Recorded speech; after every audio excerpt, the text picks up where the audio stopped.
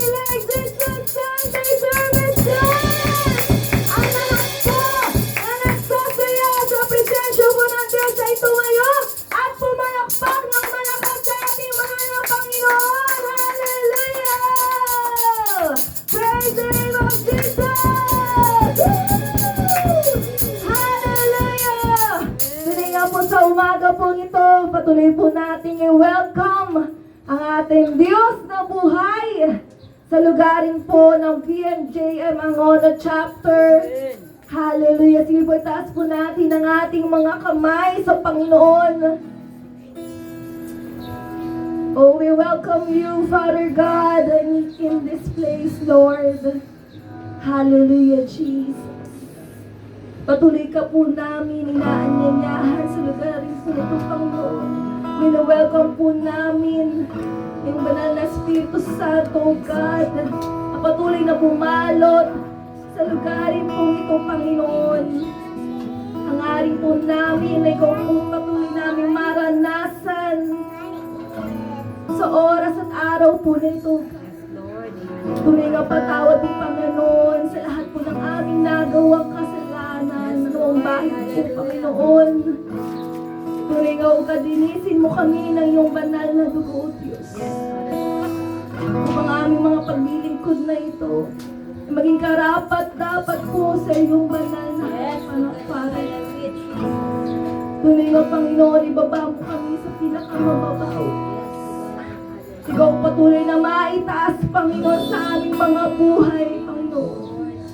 Hayaan mo, Panginoon, na sa oras na ito, God, malaya kang kumilos, gumalaw, Panginoon, sa buhay ng bawat isa naririto, sa bawat buhay na nakakarinig ng tinig na ito, God. Hayaan mo, Panginoon, na sa araw po na ito, patuloy po namin mapakinggan ang bawat salita mong iyong papahayag sa iyong lingkod, Ama, na patuloy mong gagamitin ang kanyang buhay, Panginoon. Daluyan ang pagpapala. Daluyan na yung mga salita, O Diyos. Hallelujah, Jesus. Oh, we praise you. We magnify you, Father God. Maraming salamat po, Diyos. Na tunay nga dala-dala na po namin ang katagumpayan sa oras na ito. At salamat po, Panginoon, na tunay nga ikaw patuloy na maitaas sa buhay ng bawat isang naririto. Tunay nga sumayo ang lahat ng papuri, pagsamba, pasasalamat sa tanging pangalan ni Jesus. Ang lahat po magsabi na, Amen and Amen and Amen. Sige po, handa po natin ang ating mga sarili at tuwagin po natin ang siyang manguna po sa pagpupuri at pagsamba sa buhay po ni Sister Eureka. Praise God! Sige po, palakpakan po natin ang malakas ang Diyos na buhay! Hallelujah! Handa na po ba ang buhay ng bawat isa? Amen! Hallelujah! Sige po tayo magpuri at sumamba sa ating mahal na Panginoon.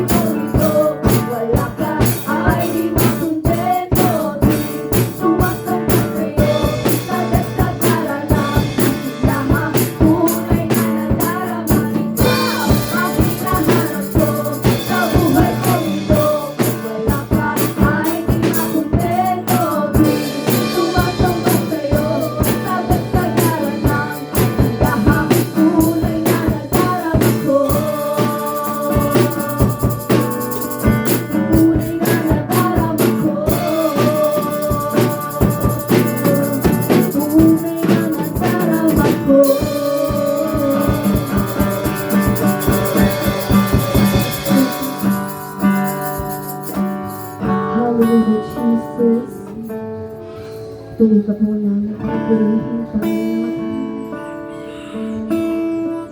Salamat po, O Diyos.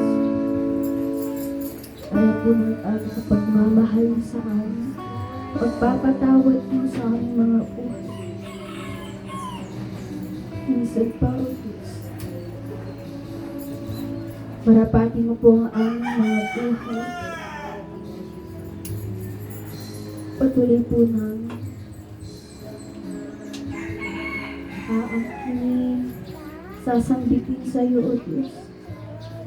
Gano'n ka po kabuti sa aming mga buhay. Hallelujah, Jesus. Hallelujah.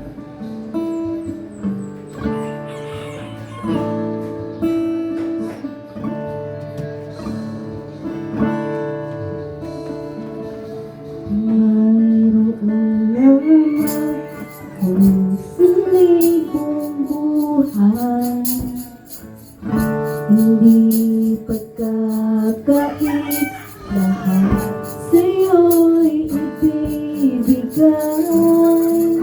Ngayon pa man sa'kin, naging isang taglay, ilalaan bawat saglit upang ibigin ka nang walang humpay.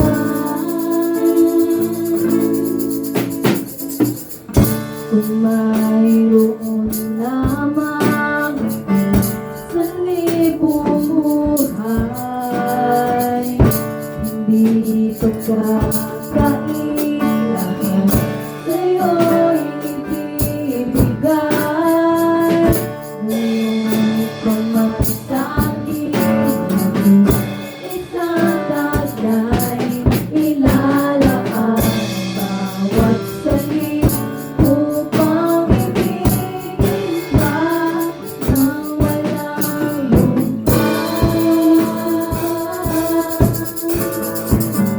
Kung mayroon lamang ako sa libong buhay, hindi pagkakait, lahat sa'yo'y ibibigay. Ganun pa man sa'kin, naging isang taglay, ilalaan bawat saglit upang ibigin ka nang walang humpay. Dapat na hindi napagkat sa pag-alok, pagtutuhan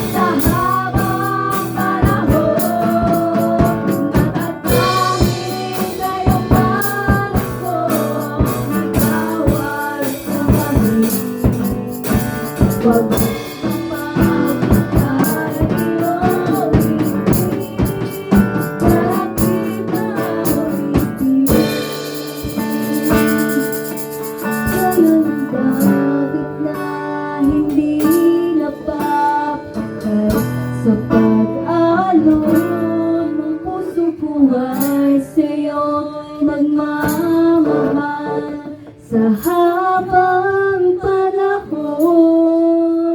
Natatanging kayamanan ko'y ikaw ay sambahin. Bukas na pasita iyong bigay, kalapit na awitin. Dapit na hindi dapat pagay sa pag-alon.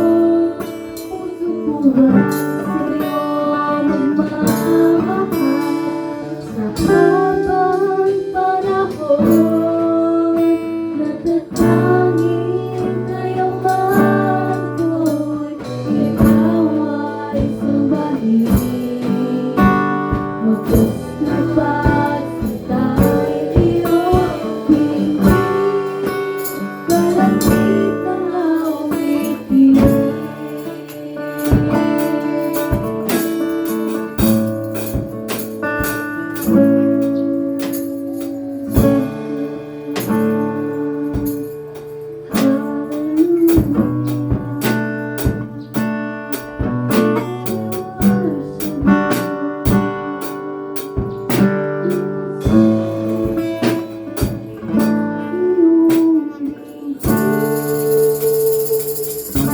Itong dalangin sa puso at damdamin, maghari ka sa akin, nagsusumamo. O Diyos, ako'y yakapin mo, ayoko na sa'yo ay malayo. Ikaw ang buhay ko, ikaw ang siyang pag-asa ko.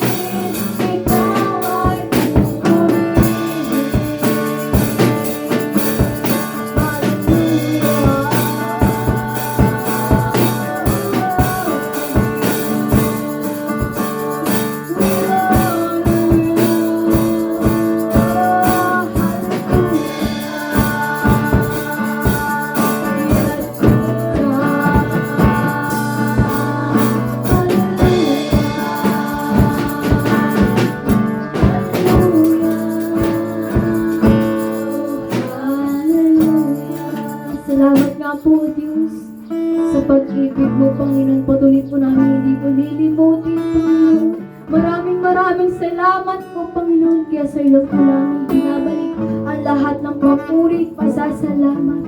Sa pangalan mo, aming Panginoong Yesus, at lahat po tayo masabi. Amen.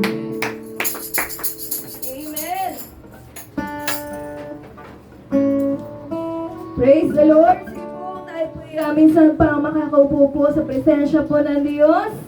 Minsan po natin palakpakan ang lahat po ng mananagumpay. Lahat sa isang linggo po nito, tagumpay po tayo. Hallelujah po kayo mga nagkakalat ng mananagumpay ng Diyos. Hallelujah. Praise the name of Jesus. Amen. Tuloy nga, tagumpay ka kapatid. Dahil naririto ka sa panambahan ng Diyos. Amen. Hallelujah. At tuloy nga, muli po ay bumabati po tayo ng isang pinagpalang umaga. At blessed na blessed. Amen. Ang buhay po ng bawat isa sa oras po na ito. At tuloy nga tayo po ay sinamahan po ng ating mahal na Panginoon sa lugarin po ng Angono Chapter. Amen. At kami po ay bumabati ng masagana at pinagpalang araw po mula po sa buhay po ng ating nanay sa pananampalataya, Pastor Richie Edradan, at sa kanyang mga associate pastors at full-time workers. Tuloy nga salamat po sa Diyos na narito po tayo. Amen. At binabati po natin ang lahat po ng nanonood sa live video streaming po sa Facebook at ang ating mga kasabayan na chapters sa buong Pilipinas. Amen. At susunod na po yan ay all over the world. Amen. Hallelujah. All the nations of the world. Kaya po, sa oras po na ito, hindi na po tayo magpakahaba. Darako na po tayo sa pagbibigay. Amen. Hallelujah. Tunay nga alam ko pa excited na po tayong magkaloob sa ating mahalang Panginoon. Tunay nga naniniwala po tayo, anumang pong ating pananampalataya, ay gayon po ang mangyayari. Amen. Nananampalataya po kayo na gayon po ang unang-unang pagpapalain ng Diyos. Amen. Parang ako lang yata yung naniniwala. Naniniwala po ba kayo? Na hindi po tayo buntot, kundi tayo po yung mga ulo ng pagpapala mula po sa ating Diyos na buhay. Amen. Sabi po rito sa Lucas, tayo po yung magsipagbukas po ng kanyang salita. Lucas 12 verse 32. Amen. Sabi po dito, huwag kayong matakot, munting kawan, sapagkat ikinalulugod ng inyong Ama na ibigay sa inyo ang kaharian. Amen. Ulitin ko po para wala po yata nakarinig.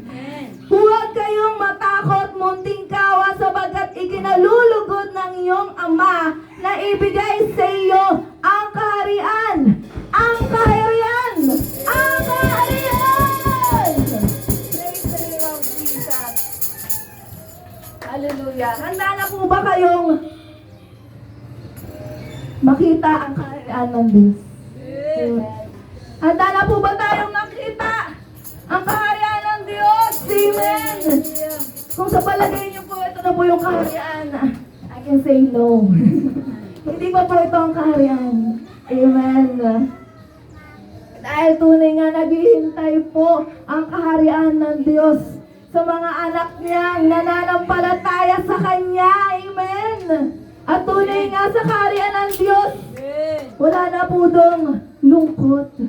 Wala na po doon kahirapan. Wala na po doon sakit. Wala na po doon kagulumihanan. Amen. Wala na po doon pagtatalo-talo, pagkakampi-kampi. Lahat po nandun ay punong-puno ng kaligayahan galing sa ating Diyos sa buhay. Amen. Hallelujah. Sa kaharian ng Diyos, andun po ang rumaragasang pagpapala ng Diyos. Amen. Kaya nga, sa oras po na ito, huwag po daw tayo matakot, kundi tayo daw po ay sumunod. Dahil pangako ng Diyos ang kaharian. Amen. Amen. Hallelujah.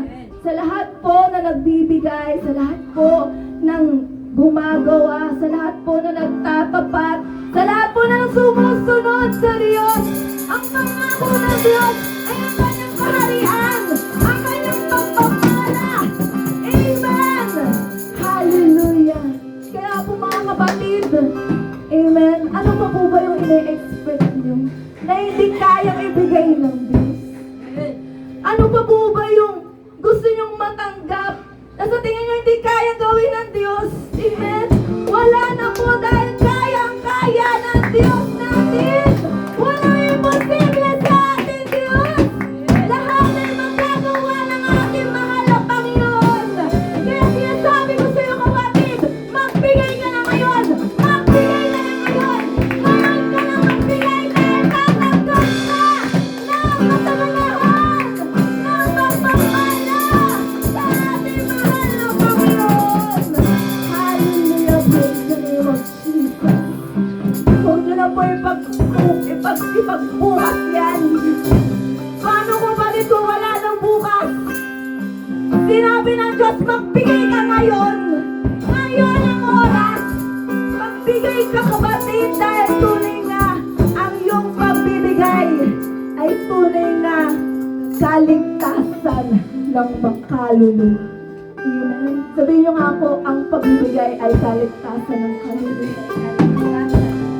At kung tayo po'y may puso para sa mga kaluluwa, hindi po tayo magdadam. Hindi po tayo mag-aalinlangang magbigay. Dahil tunay na pangako ng Diyos, ang lahat ng ating ibinigay ay para sa kaligtasan ng kaluluwa. Kaya mga kapatid, tayo po'y tumayo, tayo po'y magbigay, tayo po'y magkaloob sa ating mahal na Panginoon. Hallelujah! Woo! Hallelujah!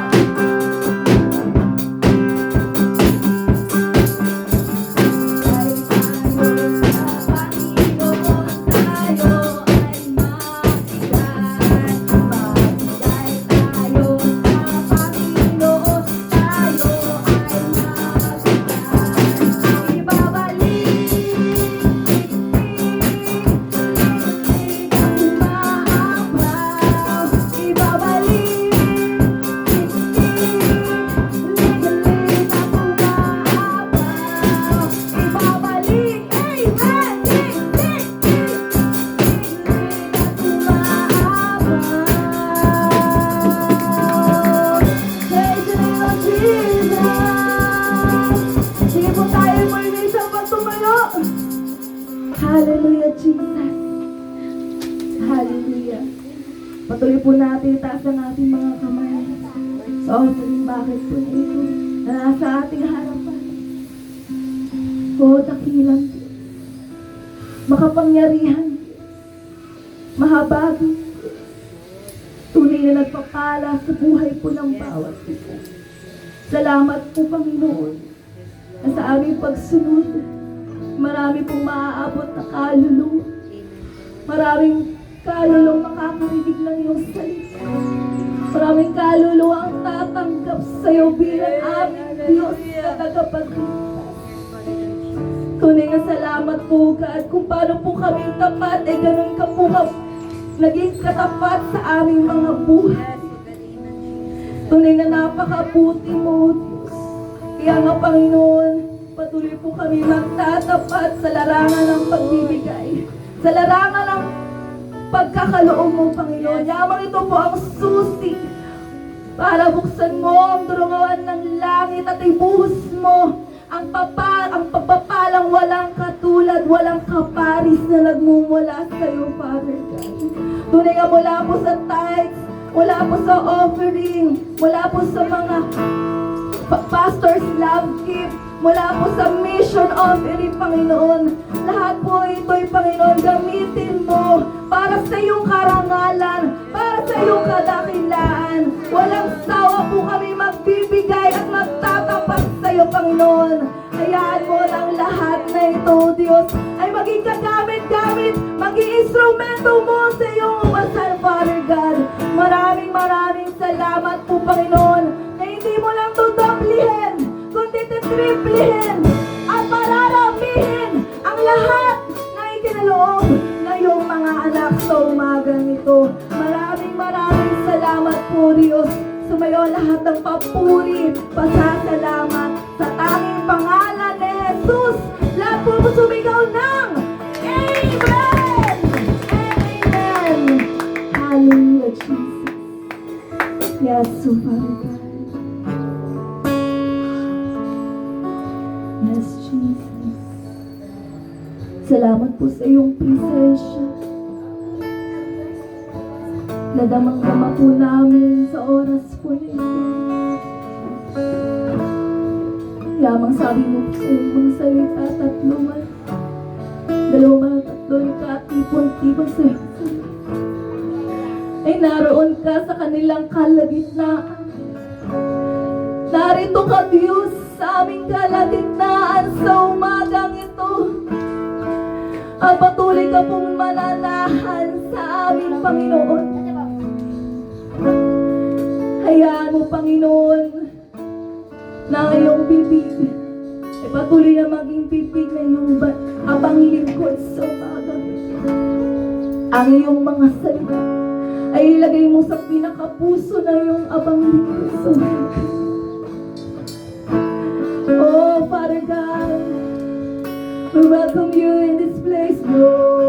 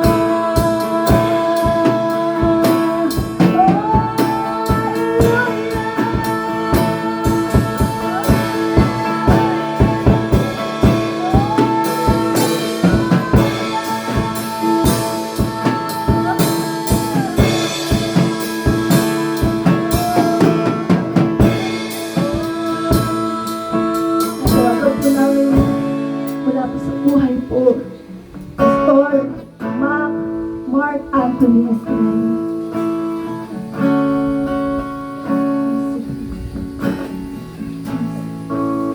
Ito magdasal. Bigyan natin ang Jesus with song.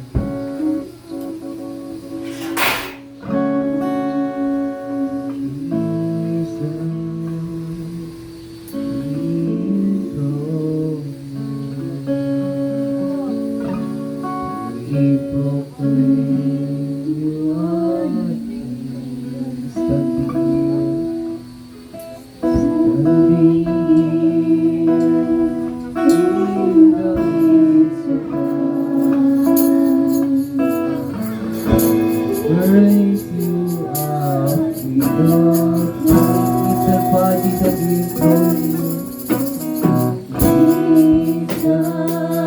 Jesus, we enthrone you.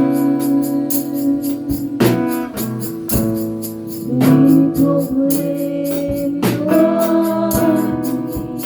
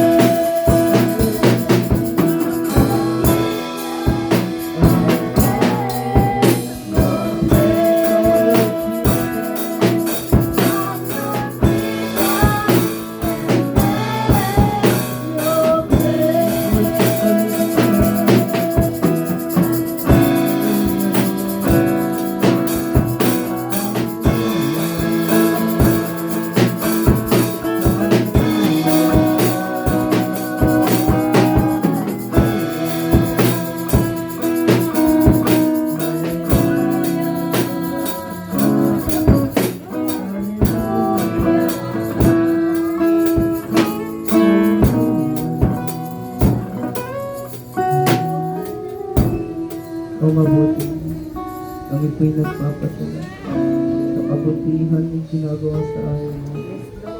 Salamat sa panibagong linggo pong ito. Ibinigay mo sa amin para ikaw ay sambahin at parangin. Salamat po, Panginoon. Binigyan mo po kami ng pagkakataon na muli kang mapaglingkod. At sa bawat pagtugtog mo ng aming mga hininga, ito'y gagamitin namin para ikaw ay sambahin, para ikaw ay mapaglingkuran. At marami pong salamat ng lugar ng Omon. Marami pong salamat. Ikaw ang patuloy mangusap sa bawat nandito at maging sa nanonood ng live video, Panginoon. At marami pong salamat. Hayaan mo mababang alipin at matas. Ikaw pong magpakahayag, ikaw pong magsalita sa pamamagitan ng lingkod. At salamat mula sa Victorious Miracle Jesus Ministry ay nagbabalik po sa iyo na mataas na papuri, pagluwalhati sa pangalan ni Jesus. Everybody say, Amen at Amen. Sige po, palapakan po natin ang Panginoon. At muli po, isang mapagpalang umaga po sa buhay po ng bawat isa. Sa lingkod po ng Diyos, Pastor Ricky Itradan, sa lahat po ng kapastoran, at sa lahat po na nandito at maging sa nanonood ng live video nito.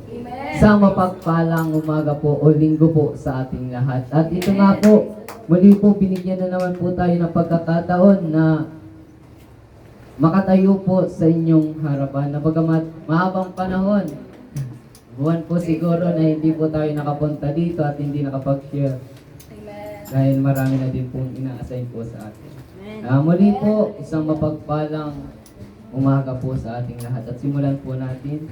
Ito po ay madalas nyo na pong napakinggan at sa mga magkakaiba-ibang mga ngaral ay napakinggan nyo na po. Ito yung kwento po patungkol po kay Zaccheo. Na dito po itong kwento pong ito ay napakaganda po sapagkat nagmula po sa desire ay na-encounter niya po ang Panginoon. Kaya minsan pa po basahin po natin sa aklat po ng Lucas. Kung may mga Bible po tayo sa cellphone o may dala po tayong Bible ay basahin po natin. Sabi po dito, nakilala ni Zaccheo si Jesus. Sabi po sa Lucas chapter 19 verse 1, pumasok si Jesus sa Jericho at naglakad sa kabayanan. May isang tao roon ang pangalan ay Zaccheo, isang pinuno ng maniningil ng buwis at siya'y mayaman. Sinikap niyang makita si Jesus upang makilala kung sino ito. Ngunit sa dami ng tao, hindi niya ito makita dahil siya ay pandak. Kaya't patakbo siyang nauna sa dadaanan ni Jesus at umakyat sa isang puno ng sikamoro. Pagtapat ni Jesus sa lugar na iyon, tumingala siya kay Zaccheo at sinabi, Zaccheo, bumaba ka. Bumaba ka agad sapagkat kailangan kong tumuloy ngayon sa iyong bahay. 6. Nagmadaling bumaba si Zaccheo at tuwang-tuwang tinanggap si Jesus sa kanyang bahay. Lahat ng nakakita nito at nagbulong-bulungan, nagkikituloy siya sa isang makasalanan. Sabi nila, yan po. Sabi niya kay Jesus, Panginoon, ay mali. Tumayo si Zaccheo at sinabi niya kay Jesus, Panginoon, ipamimigay ko po sa mga mahihirap ang kalahati ng aking mga kayamanan. At kung ako'y may nadayang sino man, isasauli ko ito sa kanya ng makaapat na beses. Right? At sinabi sa kanya ni Jesus, ang kaligtasan ay dumating ngayon sa sambahayang ito sapagkat anak din ni Abraham ang taong ito. Ang anak ng tao ay naparito upang hanapin at iligtas ang naliligaw. Lahat po tayo may iba't ibang uri ng encounter o paano po natin nakilala po ang Panginoon. Na yung iba po sa atin, na-encounter po natin ang Diyos o nakilala po natin ang Diyos nang dahil sa may nag-share po sa atin. At yung iba naman natin, mas lalo pong naglumalim yung encounter po natin sa Lord nung tayo po ay nananalangin at tayo nagpapatuloy sa paglilingkod po sa Panginoon. Pero si Zaccheo po, na-encounter niya po ang Panginoon dahil sa gusto niya pong makilala at nagkaroon po siya ng desire. na makilala po ang Panginoon. Nung si Zaccheo po ay nagkaroon po siya ng desire na makilala po ang Panginoong Hesukristo, siya po ay gumawa po ng paraan. Na nang dahil sa kagitnaan ng siya po ay pandak at napakaraming tao, yung ginawa niya po ay umakyat po siya sa isang puno ng sikamoro. At yung punong sikamoro pong ito ay hindi po siya basta-basta puno. Na siya po ay may mga tinik. Pero hindi naging hadlang kay Zaccheo yung tinik para hindi siya umakyat doon. Kasi gusto niya nga po makilala si Jesus. At nung nakakyat na po siya, tagumpay naman po yung pag-akyat niya. Kasi bakit po? Napansin siya po ni Jesus. At nung napansin siya po ni Jesus, tuwang-tuwa po siya at sinabihan pa po siya ni Jesus na na bumaba ka sa Zaccheo kasi kailangan kong tumuloy sa iyong tahanan. At nung bumaba si Zaccheo, tuwang-tuwa po siya at pinatuloy niya po si Zaccheo. Ganon din dapat po sa ating mga buhay. Na hindi porket may nag-share na po sa atin ng Word of God, ay mananatili na po tayong kampante. Na kung saan hindi, dadalo na lang ako, hindi ko na pwedeng basahin yung Biblia. Hindi, yung open ko na lang yung cellphone ko, manunood na lang ako ng live. Dapat gumawa rin po tayo ng paraan para makilala po natin si Jesus. Hindi pwede na hindi po tayo sumasama sa prayer, hindi pwede na hindi po tayo nakikisa sa kanila. Kasi bakit po? Dapat yung totoong na gustong makilala si Jesus, siya mismo yung gumagawa ng paraan para makilala po siya. Kasi, tingnan nyo po, minsan sa kakapanood po natin ng mga preaching, nagugulo na po yung isipan po natin kapag marami na po tayong pinapakinggan na magkakaiba-ibang mga ngaral. Kasi bakit po? Minsan po kasi sa magkakaibang mga ngaral, iba't ibang doktrina yung kanila po. Kaya iba yung doktrina natin sa kanila. Kaya minsan po naguguluhan po tayo. Kaya kinakailangan ikaw mismo yung mag-aral ng salita ng Diyos. Dahil hindi mo pwede na ipagkatiwala mo sa iba yung kaligtasan ng kaisa-isa mong kaluluwa.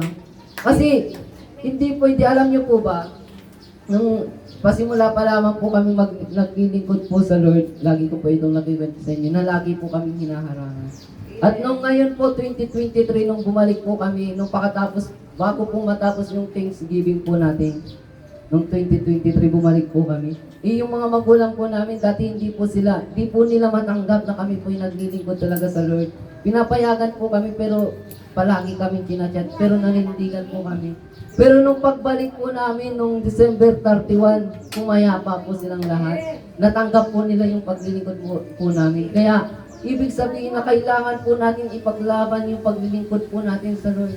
Na hindi pwede na kung ano man yung buhay po natin. Halimbawa, yung parang papetex-petex lang po tayo, na parang okay lang, naglilingkod naman ako sa Panginoon, nag-church naman ako. Alam niyo po ba, na hindi porkit pumapasok ka sa simbahan ay papasok ka na rin sa langit. Dahil maliban bang ma-born again ka, si Zaccheo po na born again dahil sinabi niya po, pagkasabi niya, Panginoon, ibibigay ko sa kanila yung kalahati ng aking kayamanan. Nung na-encounter niya si Jesus, siya po ay na-born again. Hindi man siya nabautismuhan sa tubig o sa Espiritu, pero nung na-encounter niya si Jesus, na-born again siya. Kasi bakit po?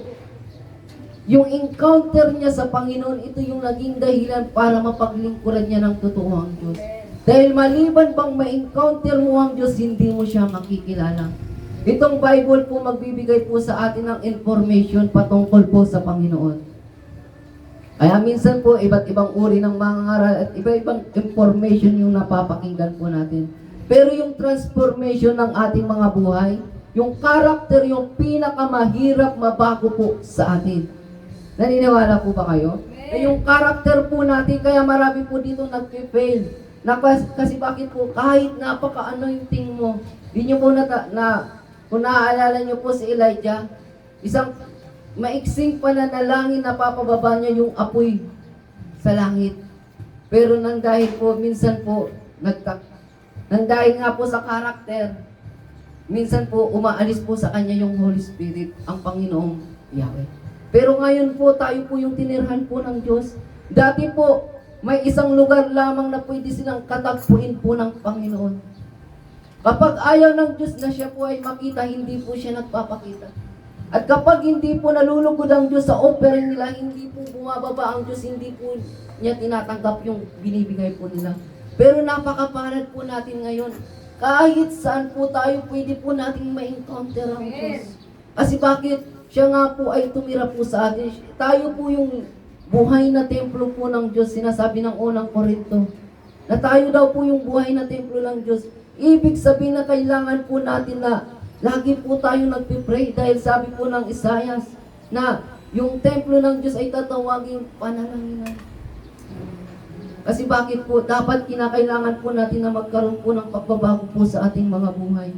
Kasi si Zaccheo po, na umakyat po siya sa puno ng sikamoro, na may mga tinik, hindi naging hadlang yung mga pagsubok para makilala niya po ang Panginoon. Maliban siya po ay pandak, siya po ay nagdesisyon tumakbo sa unahan ng kanyang daraanan ng Panginoong Jesucristo.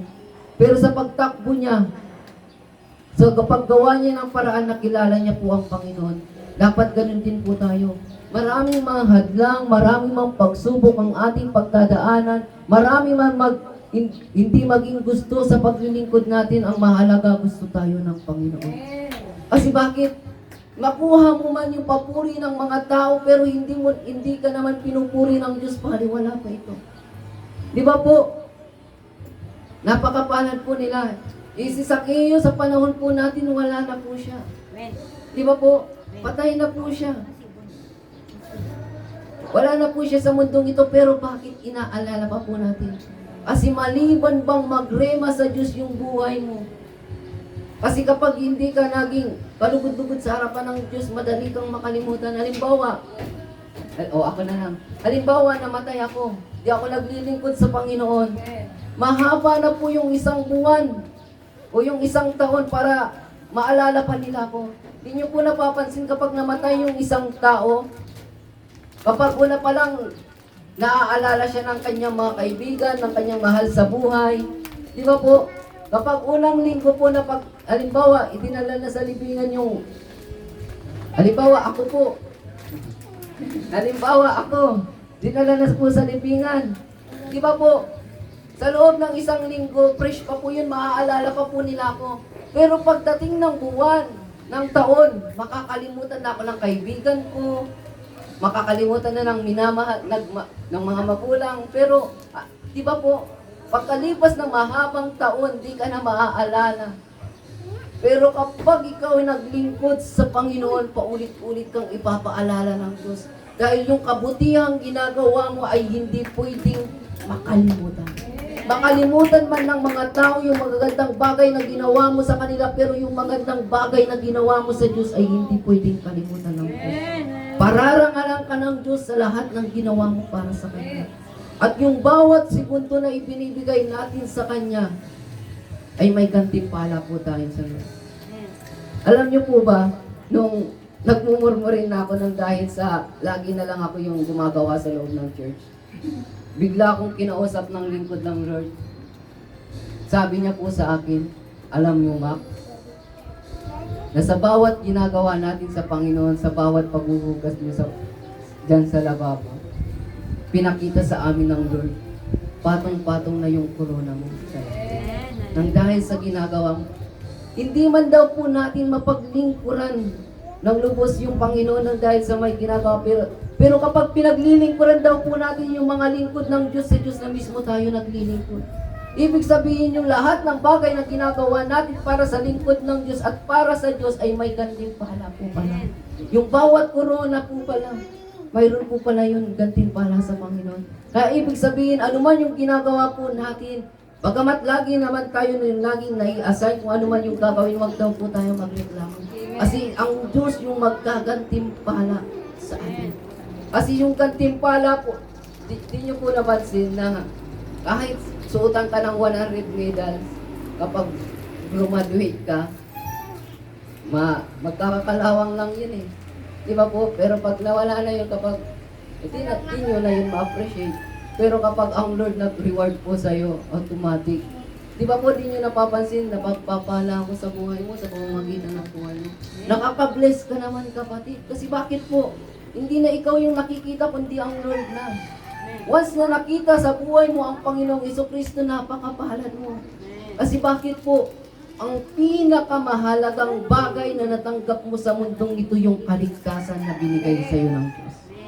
Dahil makamtan, alam niyo po ba, sabi po kasi ng Lucas chapter 12 verse 15, basahin ko na lang po para, sabi po sa Lucas chapter 12 verse 15, at sinabi, si Jesus po mismo nagsasalita po nito, at sinabi niya sa kanilang lahat, mag-ingat kayo sa lahat ng uri ng kasakiman, sapagkat ang buhay ng tao ay wala sa dami ng kanyang kayamanan. Na, sabi po ng Bible, si Jesus mismo yung nagsasalita na mag-ingat daw po tayo sa lahat ng uri ng kasakiman. Kasi minsan po kasi, na sa kagustuhan po natin kumita ng pera, minsan yung ibang tao nagiging sakim na. Nang dahil sa pera, nagkakasala po sila. Dapat po yung pera, hindi po tayo yung naglilingkod sa Kanya. Dapat yung pera yung naglilingkod po sa atin. Huwag mong hayaan na gamitin ka ng pera. Dapat ikaw yung gumamit ng pera. Kasi yung pera walang isip, ikaw binigyan ka ng Lord ng isip. Kaya minsan po nagiging sakit yung iba kasi bakit po kontrolado po sila ng pera. Kaya sabi po ng Bible, sinabi po ni Jesus, yung buhay ng isang tao wala sa dami ng kanyang kayamanan.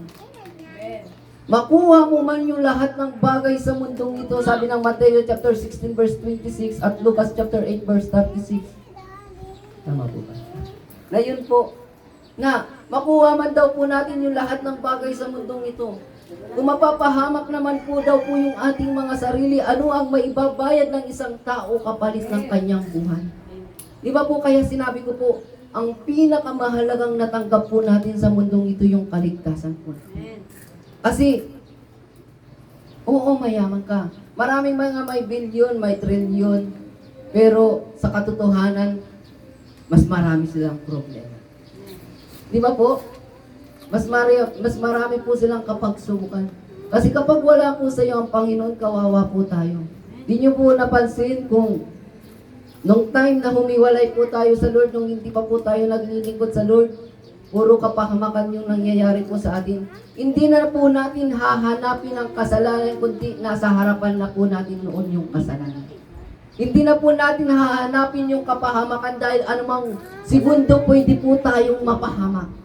Pero bakit ngayon nung naglingkod tayo sa Panginoon, na hanggat nananatili ka sa kamay ng Diyos, hanggat nananatili ka sa Diyos, hindi ka pwedeng mamatay. Hanggat hindi pa siya tapos sa iyo. Alam niyo po yung nangyari kay Juan, bago siya naging Juan the Revelation, siya po ay itinapon sa kumukulong mantika. Siya po ay doon po sana papatayin sa kumukulong mantika, pero hindi po siya namatay. Kahit nalapnos yung kanyang balat ay hindi po nagkaroon ng lapnos. Hindi siya nangamoy mantika kasi bakit po? Hindi pa tapos po ang Panginoon sa kanya. Ganon din po si Apostol Pedro. Bago siya maipapatiwarik ay dumanas muna siya ng pagsubok nung siya po ay ikinulong. Kasama ni James o ni Santiago. Si Santiago yung kwento po kasi nito, si Santiago po ngayon pinugutan ng ulo. Kinabukasan, si Pedro naman, yung pupugutan ng ulo. Pero yung ginawa ni Pedro, hindi siya nag-pray. Yung ginawa niya, natulog siya, maimbing siyang natutulog. Kinabukasan, pupugutan na siya ng ulo. Bakit payapa pa rin kaya si Pedro? Kasi alam niya yung pangako po ng Diyos sa kanya. At dito po sa Bible, 8,810 yung pangako ng Diyos sa ating mga buhay. Uulitin ko po, dito po, iisang Bible pero 66 books po ito. 39 sa old, 27 sa new. Na dito po, sa 8,810 na pangako ng Diyos, lahat yun mararanasan mo. Pero nasa oras na humiwalay ka sa Diyos, kahit napakaraming pangako ng Diyos, wala kang matatanggap. Wala kang matatamo sa Kanya. Kasi bakit? Paano ka maingatan ng Diyos kung ikaw mismo yung lumalayo sa Kanya? Ang Diyos po ay hindi po lumalayo sa atin, tayo mismo yung lumalayo sa Kanya. Kaya kinakailangan natin, church, na lagi po tayong, maglingkod sa Panginoon. Katulad po ni Zacchaeus, na gumawa siya ng paraan para makilala niya po ang Panginoon. Parang katulad po ni Job. Sabi niya sa Job chapter 42 verse 5, na Noon nakilala kita nang dahil sa sinabi ng iba. Ngayon nakilala kita, nakita kita ng aking mga mata. Kasi bakit po? Nung noon nakikilala po natin ang Diyos nang dahil sa may nag-share po sa atin. Amen po ba? Di ba po bago po tayo naligtas, may nag-share po sa atin. Pero dapat ngayon makilala mo ang Diyos. Nang dahil sa nagpe-pray ka na, may encounter ka sa Kanya. Dahil yung encounter mo yung magiging dahilan para magkaroon ka ng transformation. Kasi kahit 10,000 pa yung mapakinggan mong mga preaching, nagpe-preach, mapapakinggan mo lang sila, pero hindi ka mababago. Pero katulad ni Apostol Pablo nung siya po ay nasa daan ng Damasco, isang encounter lang yung nangyari sa kanya, pero nabago yung kanyang buhay. Ganun dapat yung mangyari po sa atin. Sa pag nagpe-pray tayo, dapat hingin natin, Lord, encounter. Encounter, Lord. Kasi bakit po? Yung encounter po natin sa Diyos, yun po yung magpapatatag po sa ating paglilingkod sa Kanya. Kasi, paano ka maniniwala sa Diyos kung hindi mo siya makikita? Diba po? Minsan baka nagtataka na tayo, Lord, totoo ka po ba? Kasi, paano ka namin mapaglilingkuran kung hindi ka nga po namin makikita? At paano ka namin mamahalin kung hindi ka nga po namin makikita? Di ba po? Pero paano mo kaya mamahalin yung kapwa mo kung ang Diyos nga na hindi mo nakikita, hindi mo minamahal? Kasi bago mo mahalin ng totoo ang Panginoon, subukan mo munang magmahal sa kapwa. Kasi bakit po? Kung yung tao nga nakikita mo ay hindi mo minamahal, yung hindi pa kaya nakikita, paano mo siya mamahal? Diba po? Uulitin ko po, makikilala po natin si Jesus kapag tayo po ay laging nagpe-pray. Nagbabasa po ng Biblia. Kasi sa pagbabasa po natin ng Bible, katulad ni Zaccheo, siya po ay gumawa ng paraan, pumunta po siya. Umakyat po siya sa puno ng sikamoro. Na yung sikamoro pong iyon ay may mga tinik. Sinearch ko pa po sa Google kasi di ko rin po alam ito. Ngayon po, may mga tinik pa po siya. Na kailangan na anumang uri ng pagsubok, problema, sinuman umadlang, sinuman yung magpatigil sa iyong paglilingkod, tumuloy ka lang basta makilala mo lang ang Panginoon.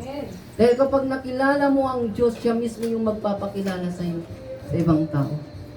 Di niyo po ba napansin habang lalong nagpapakatapat kayo sa Panginoon, mas maraming nagpe-pray po sa inyo?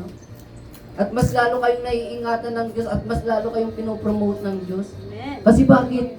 Ayaw ng Diyos na tayo po ay maghirap. Ayaw ng Diyos na ikaw po ay mapahamak. Kasi bakit po? Tingnan niyo po. Kapag ginalaw ko po itong pulpit, gumagalaw din po itong bulaklak. Kasi bakit po? Hindi, nasi-shake po siya. Pero kapag ginampas ko po yung pader, hindi po yan magagalaw. Ganun din po tayo. Kapag dito sa mundong ito, wala kang pangako ng Diyos na pinanghahawakan, magkaroon ng problema ang mundo, problemado ka din. Madadamay ka sa problema ng mundo. Kasi bakit? Kinalimutan mo yung pangako ng Diyos. Pero kapag hawak-hawak mo yung pangako ng Diyos, problemado ang mundong ito, pero payapa ka. Kasi bakit? Nang dahil sa Diyos. Nang dahil sa Panginoon na tumira sa iyo. Siya po yung prinsipe ng kapayapaan. Kaya kinakailangan na ma-encounter natin si Jesus Christ. Kinakailangan tayo po ay manalangin. Kinakailangan na tayo po ay maglingkod ng totoo sa Panginoon. Dahil kahit magpakabisi ka sa pagtatrabaho, alam niyo po ba, naisulat din po, sinabi po din po ni Jesus, na kapag nag-ipon ka lang daw po ng para sa sarili mo, mamamatay ka.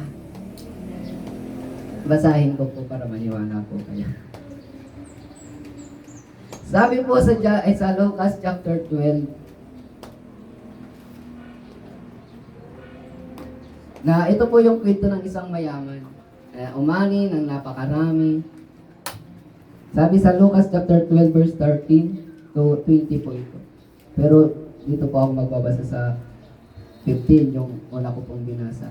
At sinabi niya sa kanilang lahat, mag-ingat kayo sa lahat ng uri ng kasakiman sapagkat ang buhay ng tao ay wala sa dami ng kanyang kayamanan. Pagkatapos isinalaysay ni Jesus ang isang talinghaga, isang mayaman ang umani ng sagana sa kanyang bukirin. Kaya't nasabi niya sa sarili, ano ang gagawin ko ngayon? Wala na akong paglagyan ng aking mga ani. Alam ko na, Ipagigiba ko ang aking mga kamalig at magpapatayo ako ng mas malaki doon at ilalagay ko ang aking ani at ibang ari-arian. Pagkatapos ay sabihin ko sa aking sarili, marami ka nang naipon para sa mahabang panahon, kaya't magpahinga ka na lang, kumain, uminom at magpakasaya. 20. Ngunit sinabi sa kanya ng Diyos, ang Diyos mismo yung nagsasalita. Ngunit sinabi sa kanya ng Diyos, hangal, sa gabiring ito'y babawian ka ng buhay. Kanino ngayon mapupunta ang mga inilaan mo para sa iyong sarili? 21. Ganyan ang sasapitin ng sino mang nag-iipon ng kayamanan para sa sarili, ngunit dukha naman sa paningin ng Diyos. Di ba po, na dito po sa Biblia, kompleto na kung babasahin po natin, na ngayon pa lamang binabalaan na po tayo ng Panginoon. Una, wag daw po tayo maging sakim, kasi yung buhay ng isang tao wala sa dami ng kanyang kayamanan. Sakupin mo na yung lahat ng lugar dito sa mundong ito, pero kapag hindi nalugod sa iyo ang Panginoon, kawawa ka. Amen. Pangalawa, yung sinabi po dito, na pag nag-ipon ka para sa sarili mo lamang, katulad ng isang mayaman pong ito, si Jesus mismo nagsasalita, nababawiin sa iyo lahat ng Panginoon. Ibig sabihin, paulit-ulit ipinapaunawa sa atin ng Diyos na wala tayong pagmamay-ari sa mundo nito. Kaya, wag po natin isipin na, Lord, sa akin lang to kasi ako yung naghirap. Kaya sinabi ng Lord sa Mark chapter 12 verse 30 to 31 na mahalin natin siya una ng buong puso, buong lakas, buong pag-iisip. Ano pa po ba yun? Buong puso, buong lakas, buong pag-iisip, at buong kaluluwa. Bakit niya yun inuutos? Karapat-dapat po siyang mahalin. Kasi bakit po? Ang Diyos mananatiling Diyos, pero ikaw na tao ka. Tayong mga tao, na kapag naiwalay tayo sa Lord, mananatili tayong tao, pero mamamatay po tayo. Pero ang Diyos hindi po siya mamamatay. Kaya siya gusto na mahalin po natin siya kasi ayaw niya na tayo po ay mapapahamak. Halimbawa, kayo pong mga magulang, kasi lahat po ay, hindi po pala tayo lang. Kayo pong mga magulang, mayroon kang anak. Tapos hindi ka mahalin ng inyong anak. Suwain yung iyong anak, nagmumura, tapos mas matapang pa sa'yo. Ano kaya mararamdaman mo bilang isang magulang? Di ba po kahihiyan sa isang magulang na yung isang anak ay masuwahin, matigas yung ulo? Kasi ganun yung ginawa sa akin ng magulang ko, ikinahiya ako. Kasi matigas yung ulo ko. Bit ko si mama sa barangay hall. Minsan ayaw niya na ako samahan, sinasama mo lang ako. Kasi bakit? May sumon. Iharap sa barangay. Pero ngayon po, dapat hindi po ganun. Di ba po kahiyan sa isang magulang na kapag yung isang anak ay masuwahin? Kaya sinasabi ng Bible, hanggat bata pa ang iyong anak, turuan mo na siya. Turuan mo na siyang maglingkod sa Panginoon. Dahil alam niyo po ba, yung pamilya niyo yung una niyong isusuluin. Hindi ka pastor sa church, pero pastor ka sa loob ng iyong tahanan. Pastora ka sa loob ng iyong tahanan. Kapag napahamak ang iyong anak, ikaw yung maglanagot dyan sa Panginoon. At alam niyo po ba, na 8,810 yung pangako po ng Diyos sa atin, pero wala po siya kahit isang pangako na bukas buhay pa po tayo. Bakit hindi siya po nangako na bukas buhay pa po tayo? Kasi bakit? Baka abusuhin po natin ang Panginoon. Kaya niya sinabi na humanda kayo. Bakit niya sinabi na sa pagbabalik niya ay hindi natin alam kung anong oras, kung anong araw? Kasi ganun po tayo, di ba po kapag may okasyon, kung kailan malapit na yung okasyon, saka lang tayo naghahanda. Di ba po? Baka kasi kapag bumalik yung Panginoon, halimbawa, babalik siya bukas, baka ngayon ka palang maghahanda. Kaya kasi po ang Lord talagang matalino po siya. Hindi niya sinabi kung anong oras, anong araw, anong buwan, anong taon yung pagbabalik niya, maaaring ngayon, mamaya, bukas, o sa susunod na araw yung kanyang pagbabalik. Bakit hindi niya sinabi? Kasi bakit gusto ng Diyos lagi kang handa? Gusto ng Diyos, katakutan mo yung kasalanan para kasi yung kasalanan yung magiging dahilan para mahiwalay ka sa Kanya.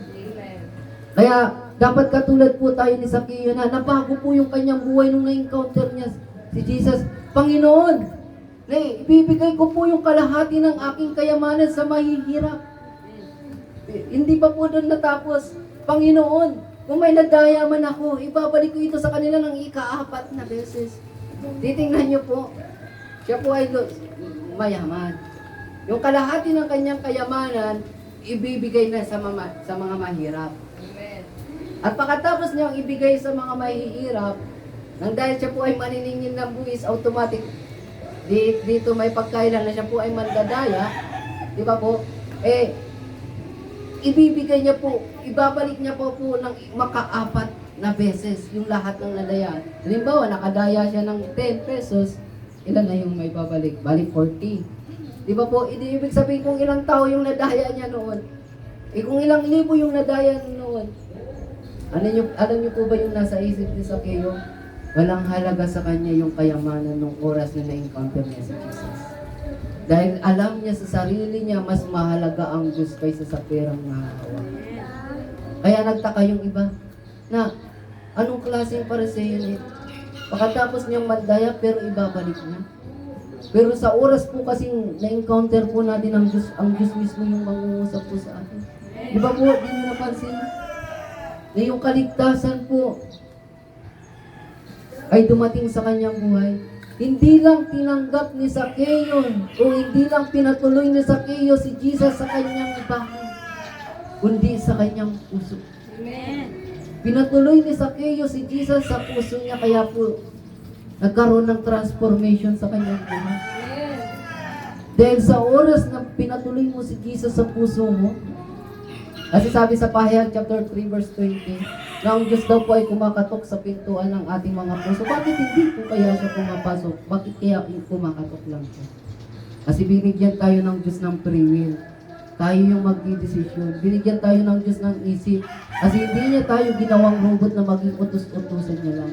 Hindi niya tayo kinontrol hanggat ayaw natin magpakontrol sa Kanya. Kasi bakit ganun mapagmahal ang Panginoon? Ayaw niya na tayong pinapakialaman. Kasi ayaw ng Diyos na pagsisihan mo na pinakialaman ka niya. Pagkamat siya yung may-ari sa iyo pero hindi ka niya kinontrol kapag ayaw mo. Bakit siya kumakatok lang? Kasi bakit? Gusto mismo ng Lord, ikaw mismo yung magbukas ng puso mo. Gusto mismo ng Lord may paramdam mo sa Kanya na mahal mo siya. Kasi bakit? Kapag hindi mo pinaramdam sa Diyos na mahal mo siya, masasaktan siya. Kayo kaya, pumayag kayo, may asawa kayo, tapos hindi kayo mahalin ng asawa nyo. Papayag po ba kayo na mahal kayo ng asawa nyo, 99%, tapos yung 1% sa ibang babae o sa ibang lalaki? Papayag po kaya kayo? Di ba po, hindi. Kasi bakit? Anong oring pagmamahal mo? Kaya kita pinakasalan, kasi alam ko, 100% mo kung mahal. Hindi pwede na mahal mo ko 50% sa kabila. Di ba po? Ganun din po sa Lord. Ayaw niya na 99% kasi madali mo siyang ipagpalit. At yung pinaka madaling gawing desisyon ng mga tao dito sa mundong ito, ng lahat ng tao o tayong mga tao, ay yung minsan kapag nakaranas tayo ng panandaliang kasiyahan ay pinagpapalit na natin ang Panginoon. Minsan nakakalimutan na natin na ang Diyos ay nakatira po sa ating mga buhay. Na ipagpapalit natin siya sa mga bagay-bagay sa mundo nito. Makaranas lang tayo ng panandaliang kaligayahan. Alam niyo po ba, kahit yung iba may hawak na trilyon, pero hindi payapa yung kanilang mga buhay. Yung kanilang isipan, yung kanilang mga puso. Kasi bakit po? Yung mundo pong ito, pagbibigay po ito sa inyo ng panandaliang kaligayahan. Panandaliang kapayapaan. Kapag pumunta ka sa isang lugar na napakaganda, mahaba na yung 6 na oras para maging payapa ka. Pag-uwi mo, babalik ka naman iisipin mo naman yung mga problema mo. Di ba po, panandalian ng kapayapaan yung naibibigay ng mundong ito. Pero kapag ang Diyos yung nagbigay ng kapayapaan sa iyo, na kahit napakarami mo ng problema, hindi mo mararamdaman yung problema mo nang dahil sa ang Diyos yung magbibigay ng kapayapaan sa iyo. Di ba po? Dati po, nung may problema tayo, balisa na tayo. problema na nga, problema. Pero sabi po ng Bible sa Mateo chapter 6 verse 34 na ayan nating mamroblema yung problema sa atin. Hayaan daw po natin mag-isip yung bukas para sa kanyang bukas. Ulitin ko po. Hayaan daw po nating mamroblema sa atin yung problema. Hindi tayo yung mamroblema sa problema kasi sasakit yung ulo. Amen. Kaya, sabi po ng Lord na lagi tayong maglingkod sa Kanya, magpakatapat tayo sa Kanya. Na kung tapat na tayo, mas lalo pa po tayong maging tapat. Kasi yung mundo pong ito, yung pinakahuling destinasyon po ng mundo, distraction. Wawasakin ito sa pamamagitan ng apoy. Kahit gaano katitigas yung bakal na yan, ay matutunaw yun ng dahil sa apoy. Naalala niyo po yung nangyari sa Sodoma at Gomora? Nang dahil sa walang nagpipray doon kahit 10, tinupok pa rin yun. Pero naligtas lang si Lot, yung kanyang mga anak, nang dahil sa yung kanyang asawa, lumingon. Bakit lumingon? Nahinayang yung kanyang asawa. Na napakarami nating ari-arian dito sa Sodoma. Bakit natin iiwanan? Hindi naman totoo na pupunahin ito sa apoy. Diba po? Yung asawa niya nahihinayang sa lahat ng bagay na iiwanan niya, hindi siya nahinayang sa buhay niya.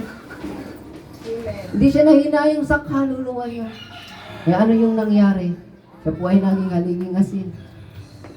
Namatay na siya. Pero si Lot, yung kanyang mga anak, siya po ay nabuhay pa rin. Ganun po, kapag hindi po tayo, ay kapag nahihinayang po tayong talikuran yung mga bagay dito sa mundong ito para makapangingkod lang sa Panginoon, kawawa. Dahil yung mundo pong ito, uulitin ko kapahamakan yung huling destinasyon po nito. Bupunangin ito sa pamamagitan ng apoy, sabi ng 1 Peter. Ay, 2 Peter. Ngayon po, na kaya hindi pa po yun nangyayari kasi bakit po binibigyan pa po tayo ng Diyos ng pagkakataon na makapanumbalik po sa Kanya. Kasi kung ngayon babalik ang Panginoon, kung nananatili tayo sa kasalanan, anong kaligtasan yung matatanggap po natin? Sayang yung lahat ng paglilingkod natin. Kahit nagbigay ka ng milyon ng bilyon sa loob ng iglesia, pero yung buhay mo ay gumagawa ka pa rin ng kasalanan, impyerno pa rin yung papupuntahan. Diba po? Pero kahit wala ka mang bilyon o trilyon na ibinigay sa church, pero kung naglingkod ka ng totoo sa Panginoon, kung anong mayroon ka, pinagamit mo sa Kanya. Dahil naunawaan mo na ang Diyos yung may bigay nito sa'yo, napakapalad mo. Napakapalad nyo kasi bakit? Naglilingkod tayo sa Panginoon at may gantimpala tayo sa Panginoon. Uulitin ko po, ako po ay bunga ng inyong pagbibigay, bunga ng inyong katapatan. Ang dahil sa inyong pagbibigay, may lingkod ng Diyos na punta sa palautan. Pero kung wala po kayong binigay, walang anniversary magaganap sa palautan. Kasi bakit walang lingkod ng Diyos na mapupunta doon? Pero nang dahil sa nagbigay kayo, nang dahil sa katapatan nyo sa Panginoon, nang dahil sa nagsumikap kayo, na kahit minsan na, ay ibibili ko na lang ito ng pagkain, ng ulam ko, pero hindi mas mahalaga yung gawain ng Lord, dito ko na ito ibibigay. Kasi bakit po? Sabi po dito, yung nag-ipon ng kayamanan para sa kanyang sarili, ay siya po ay mamamatay. Pero yung nag-iipon ng kayamanan, sabi ng Mateo chapter 6 verse 23, na nasa langit, ito po ay aanihin mo. Hindi masisira, hindi mawawala, hindi mananakaw. Kaya napakapalad niyo po. Ay yung nangangaral sa inyong unahan ay bunga ng inyong katapatan. Hindi niyo po ba napansin na yung lahat, di ba po, lagi yung kwento po, nagsimula po sa maliit, nasa lugar po ninyo, nila tatay. Di ba po, nasa loob yung tahanan, walang chapter, walang other church, daughter church, tama po ba? Pero nang dahil sa pagsusumikap nyo, nang dahil sa paninindigan nyo, nang dahil sa katapatan nyo, ilan na kaya yung chapter ng Victorious Miracle Jesus Ministry? Ngayon po, maglilimang taon na yung church. Di ba po? Sa 5 taon na katapatan nyo sa Panginoon, dapat talagang magdiwang po tayo. Kasi bakit po? Sa katapatan na ginagawa niyo para sa Panginoon, ang Panginoon ay nanatiling tapat sa atin o sa iglesyang ito. Kaya huwag po tayong magsawa. Kasi bakit po? Yung lahat ng gantimpala na matatanggap niyo sa mundong ito, maluluma, masisira, mawawala. Pero yung gantimpala ng langit na ibibigay sa iyo ng Panginoon, hindi po ito maluluma. Hindi po ito masisira. Napakapalad po natin. Kasi bakit po? Walang hanggang buhay yung ibinigay niya po sa atin. Kasi, halimbawa, dito sa mundong ito, dahil sabi po ng Bible, 120 years lang daw po yung haba ng, dati po, yung pinakamahabang buhay po na naisulat po dito sa Bible, 969, yung buhay po ni Matusalem. Siya po yung pinakamatanda, pinakamahabang buhay na naisulat po dito sa Biblia. Pero habang dumadami na nga po yung tao at paulit-ulit na po yung kasalanan, mas lalong umiiksi po yung buhay ng isang tao. At yun po, umabot na lang po ng 120 years. Yun na po, wala na po doon lalampas kasi magiging sinungaling yung Bible. Sabi po doon, 120 years na lang po yung kayang abutin ng buhay ng isang tao. Halimbawa po, nabuhay tayo ng 120 years. At kilala pa po tayo ng mga taong makakasalamuha natin, makakakita sa atin. Pero pagkalipas po kaya ng 120 years, maaalala pa po kaya tayo nila. Kahit siguro yung mga pinaka-apo mo, hindi ka na nila makikilala pa. Kasi bakit po, kasama ka nilang makakalimutan. Kahit yung bahay mo na tinitiran mo ngayon, hindi mo alam, baka sa 120 years, hindi na, iba na yung nakatira dyan, ibang pamilya na, pero kapitino pa. Siyempre, sila yung magmamana. Di ba po? Kaya ganun po, kaya kinakailangan po natin na isik po natin si Jesus kasi wala pong mawawala po sa atin. Naunawaan ni Zaccheo na mas mahalaga si Jesus kaysa sa kayamanan na mayroon siya. Ulitin ko, kung naunawaan ni Zaccheo na mas mahalaga si Jesus kaysa sa kayamanan na mayroon siya. Kasi yung kayamanan na mayroon siya, alam niya na ito po ay mawawala. Ito po ay mauubos. Kahit may trillion ka, mauubos din yan. Kung di ka marunong gumamit. Amen. Di ba po? Pero sabi po ng Bible, na sinabi niya na, dumating daw po yung kaligtasan sa tahanan kong ito. Kasi bakit po? Yung isa mang taong nagtatapat sa Panginoon, yung sambahayan niya ay ililigtas ng Lord. Gaano po kabuti po ang Lord? At sinabi niya sa aklat ng Deuteronomio na hanggang sa 1,000 salin lahi ipaparamdam ng Diyos yung kanyang pag-ibig. Halimbawa, tayo po naglilingkod po tayo sa Panginoon. Hanggang sa 1,000 salin lahi po natin kahit wala na tayo, ang Diyos mananatiling tapat pa rin sa kanila. Gayon yung ginawa niya kay Abraham. Naniniwala po ba kayo? Kahit wala na si Abraham, tapat pa rin siya kay Isaac. Kahit nawala si Isaac, tapat pa rin siya kay Jacob, kay Solomon. Di ba po, tuloy-tuloy kasi yung pangako ng Diyos ay hindi pwedeng patigilin. Kaya sabi niya sa Jeremiah chapter 1 verse 12 na pinapantayan niya daw po yung kanyang mga salita para ito'y maganap at para ito'y may pangyayari. Bakit ang Diyos mismo yung nagbabantay ng kanyang salita? Hindi niyo po ba yun napansin? Bakit ang Diyos mismo yung nagbabantay ng kanyang salita? Dahil alam ng Diyos na kapag tayo mismo yung laging naghahawak nitong salita, pwede natin itong iwanan. Pwede natin itong isang tabi. Pwede natin itong kalimutan. Pero ang Diyos ay hindi nakakalimot. Kaya siya po yung nagbabantay ng kanyang salita kasi alam niya na kapag tayo yung nagbantay, pwede tayong guluhin ng tiyablo. Pwede niyang guluhin yung isipan po natin. Pero siya mismo yung nagbantay ng kanyang salita kasi alam niya na walang makakapigil sa kanya para ito po ay ipangyari sa ating mga buhay. Isa sa pinakamagandang dahilan na para maniwala ka sa salita ng Diyos, yung nabago ang buhay. Uulitin ko po, isa sa magandang dahilan na totoo po yung salita ng Diyos, yung nabago ka. Kasi bakit po? Di ba, di nyo po napansin kahit sawayin tayo ng mga magulang na, ako lang.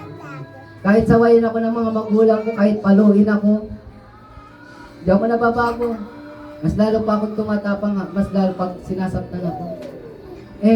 Yun po. Kahit di nila ako nabago, pero yung salita ng Diyos yung nagbago po sa atin. Nung nabasa ko yung Kawikaan, chapter 1, verse 7, na ano po yung sinabi doon?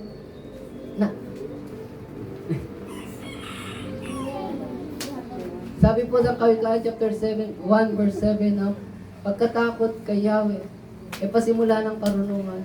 Ngunit walang halaga sa mga mangmangang aral at sawa. Na yung pinakamahalaga sa paglilingkod po natin ay huwag mawala yung pagkatakot natin sa Diyos. Kahit maturingan kang matalino sa mundong ito, pero kapag hindi mo kilala ang Diyos at wala kang pagkatakot sa Kanya, mangmang ka pa rin sa harapan niya. Dahil yun yung sinabi ng 1 Corinthians chapter 1 verse 30 to 31. Na pinili ng Diyos yung mga mangmang para hiyain yung mga talino. Pinili niya yung mahihina para hiyain yung mga malalakas. Kaya sabi niya sa Jeremiah chapter 9 verse 23 to 24, na huwag ipagmayabang ng mayaman ang kanyang kayamanan. Huwag ipagmayabang ng malakas yung taglay niyang lakas. Huwag ipagmayabang na marunong yung taglay niyang karunungan. At kung may pagmamayabang daw po yung isang tao ay yung nakilala niya ang Kasi bakit po? Yung karunungan, yung kayamanan, yung katalinuhan, lahat po ito nawawala. Lahat po ito kumukupas. Pero nung makilala mo ang Diyos,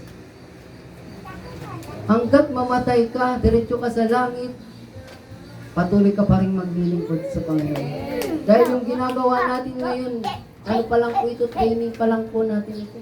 Kaya sabi niya sa Kawikaan, chapter 7, verse 1, aking anak, salita ko sana ay ingatan. Itanim sa isip at huwag kalimutan. Bakit gusto po ng Diyos na itanim natin sa isipan po natin yung salita niya? Bakit ayaw po ng Diyos na makalimutan natin yung salita niya? Dahil sinabi niya sa John chapter 15 na, kung mananatili kayo sa akin at sa inyo, kung mananatili kayo sa akin at mananatili sa inyo ang aking mga salita, mananatili daw po sa atin ang Panginoon kapag nanatili po ang Diyos sa ating mga buhay o yung mga salita niya. Kasi hindi pwedeng pag-iwalayin ang Diyos at yung salita niya. Dahil hindi ito matatawag na salita ng Diyos kung iwalay ang Diyos. Amen po. May naunawaan ba kayo? Ulitin ko po. Na kung si Zacchaeus yung gumagawa ng paraan para makilala ang Diyos, dapat tayo rin po mga mananampalataya. Tayo rin po ng mga anak po ng Diyos. Dahil po, di po natin alam, July, August, September, October, November, December. 6 na buwan na lang, mag-2025 na naman. Di po natin alam kung ano yung mangyayari sa mundo ito. Yung bawat segundo na lumilipas po sa ating mga buhay, napakahalaga po nito. Alam niyo po, yung laging sinasabi po sa amin ni Nanay, na sa oras na kapag nagpagamit kayo sa Panginoon, gawin niyo na yung pinakalabis. Dahil hindi natin alam kung makakagawa pa po tayo. Yun yung laging pinapaalala sa akin ni Nanay. Anak, mag-evangelism kayo habang malaya pa. Kasi bakit di natin alam kung sa susunod na araw, sa susunod na buwan, baka patigilin na tayo. Kasi bakit po? Yun yung sinabi ng Amos, chapter 8, na darating yung araw na ipagbabawal o darating yung araw na magugutom ang isang tao hindi sa pagkain at mauuhaw yung isang tao hindi sa tubig, kundi sa salita ng Diyos. Ibig sabihin, matitigil yung pangangaral ng salita ng Diyos. Kung sa ibang bansa, hindi na pwedeng ipangaral ang salita ng Panginoon, pero tayong malaya pa po tayo. Yung mga katrabaho nyo, yung mga kaklase nyo, yung mga kakilala nyo, kahit mag-print lang kayo ng tracts, kahit di kayo magsalita, ang Diyos yung magsasalita sa pamamagitan ng tracts. Ako nga po minsan, kapag walang conviction po sa atin mangaral ng salita ng Lord, kaya ako sumisigaw, yung ginagawa ko, nag-aabot lang ako ng tracts. Kasi bakit po? Hindi porkit may kakayahan ka ng mangaral, buka ka lang ng buka ng labi mo. Hindi pwede. Halimbawa, kahit alam mo may hawak ka ng baril, kung hindi mo naman kayang alam kung paano gamitin yung baril, kahit ibaril mo yan, hindi mo matatamaan yan. Di ba po? Dapat, alam mo kung paano gamitin yung sandata na mayroon ka.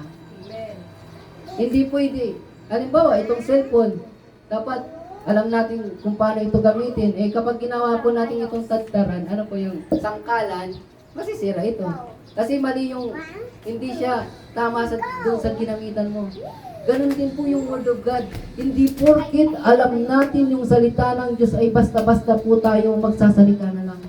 Alam niyo po ba yung katangian ng sabi ng Biblia ng matatalino? Na siya po ay mahilig magmasid sa sinasabi ng iba. Kahit alam niya na yung gagawin niya pero hindi siya agad-agarang gumagawa. Hinihintay niya yung command ng Diyos para siya po ay gumawa. Dapat ganun din po tayo. Kapag napakinggan nyo na yung tinig ng Lord, yung Holy Spirit na, sige na, i-share nyo na ako. Automatic po, ililigtas siya ng Panginoon. Yung mga buhay nyo, kayo po yung ilaw at asin kung saan man tayo mapunta o makapunta. Tayo po yung ilaw at asin. Kaya napakahalaga po na tulad ng sinabi po ng nanay, nung prayer meeting po ng Biyernes, na yung sa Jeremiah 29 verse 13, na kung hahanapin natin ang Diyos ng buong puso, siya po ay masusumpungan. Ulit-ulit yung sinasabi ni Jeremiah yun. Sinabi yun ni Moises sa Deuteronomy chapter 4 verse 23 to 24, na kapag hinanap natin siya ng buong puso, siya daw po ay masusumpungan. Bakit pa ulit-ulit po yung sinasabi? Kasi po mahalaga. Kasi kapag hindi inulit yung isang bagay, madali po itong makalimutan. Pero kapag pinaulit-ulit pong ito, madali po natin itong matandaan. Kaya, yun po mga minamahal kong kapatid sa Panginoon, na may Diyos na nagmahal po sa atin. At katulad ni Zaccheo, dapat gumagawa tayo ng paraan para mas lalo po nating makilala ang Panginoon. Dahil kapag tayo yung mismo na wala nilang gana, alam niyo po ba? Na kapag hindi ka na masaya sa ginagawa mo para sa Panginoon, backslider na yung puso mo. Halimbawa, tumutugtog ka, nag-aawit ka, nangangaral ka, naglilinis ka. Pag di ka na masaya sa ginagawa mo, backslider na yung puso mo. Kasi anong purpose ng ginagawa mo kung hindi mo naman totoong minamahal ng Panginoon? Dahil yung purpose, kaya ka umaawit, kaya ka tumutugtog, kaya ka nangangaral, kaya ka naglilinis. Kasi mahal mo ang Diyos. Kasi gusto mo siyang mapaglingkod. Na sa mga bagay na kahit hindi ka nakikita ng iba, yung mas mahalaga nakikita ka ng Diyos na gumagawa ka. Kasi yan, purihin ka man ng mga tao, sabi ng mga ngaral ay ng kawikaan, na mas maganda daw po yung magpuri sa atin, yung matalino kaysa sa yung mangmang yung magpuri sa atin.